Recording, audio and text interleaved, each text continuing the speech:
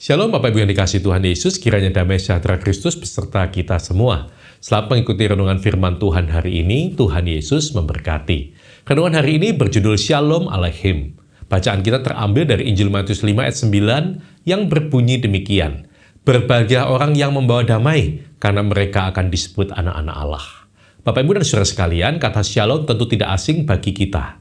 Saat ini kata Shalom menjadi salah satu kata yang paling sering digunakan untuk menyapa saudara seiman. Namun sayangnya, banyak orang Kristen hanya menganggap dan mengucapkan kata Shalom sebagai kata sapaan dengan makna seperti apa kabar, halo, atau hai.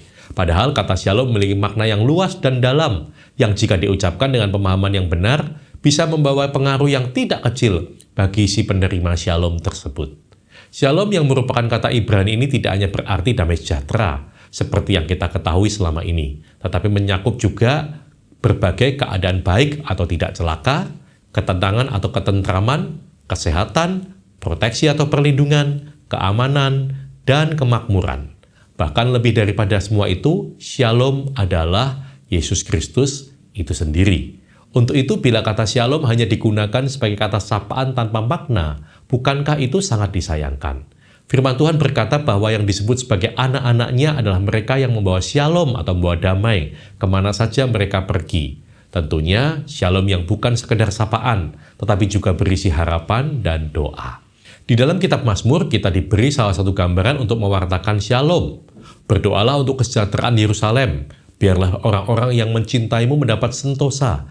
Biarlah kesejahteraan ada di lingkungan tembokmu dan sentosa di dalam purimu. Oleh karena saudara-saudaraku dan teman-temanku, aku hendak mengucapkan semoga kesejahteraan ada di dalammu. Oleh karena rumah Tuhan Allah kita, aku hendak mencari kebaikan bagimu. Demikian tertulis dalam Mazmur 122 ayat 6-9. Begitulah kira-kira pesan yang dirangkum dalam kata Shalom yang kita ucapkan kepada orang lain.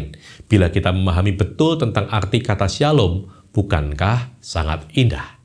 Sebagai orang percaya, tugas kita adalah memanifestasikan shalom di dalam Yesus Kristus kepada semua orang.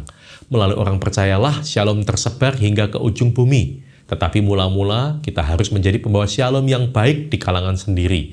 Ketika shalom mengalir dan menyebar di antara orang percaya, maka shalom akan menjadi seperti viral yang menyebar hingga dapat menjaga orang-orang di luar orang percaya sekalipun. Tetapi perlu kita ketahui juga bahwa shalom adalah inisiatif Tuhan untuk memberkati semua orang tanpa terkecuali.